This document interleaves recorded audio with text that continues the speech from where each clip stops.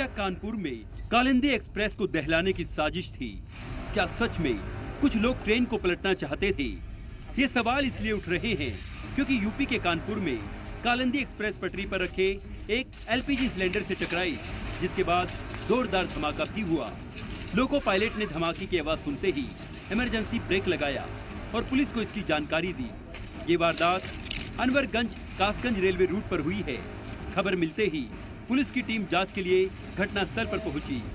Police को जांच में पटरी से जो चीजें मिली वो एक बड़ी साजिश की तरफ इशारा कर रहे हैं। पटरी के पास से पुलिस को पेट्रोल से भरी बोतल, माचिस और बारूद बरामद हुआ है। अभी हमारे सभी वरिष्ठ अधिकारियों ने मौका का मुआयना किया है और हम लोग चीज़ों को गंभीरता से देख रहे हैं और जिस तरह के तथ्य प्रकाश में आएंगे हम मीडिया को अवगत कराएंगे। इस साजिश का सच पता लगाने के लिए एटीएस की टीम ने मौके पर पहुंचकर जांच पड़ताल शुरू कर दी है।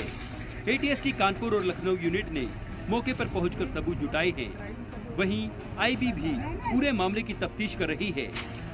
कल रात को एक ट्रेन की डिरेलमेंट की संभवतः प्रयास किया गया है और उसका निरीक्षण हम लोगों ने किया है। हमारी टीम इस पर काम कर रही है। सभी पहलू को हम लोग देख रहे हैं और जो भी जैसे नतीजे होंगे हम आपको आगे बताएंगे। उधर इस घटना को लेकर सियासत भी तेज हो गई है। कांग्रेस ने सरकार पर सवाल उठाए हैं। पूछा कि इंटेलिजेंस क्या कर रही है? सरकार किसकी है, राज्य में किसकी है, केंद्र में किसकी है? फिर भी साजिशें हो रही हैं। 11वां साल है सरकार का। हर 15 दिन में एक स्टोरी प्लांट कर देते हैं या लीक कर देते हैं।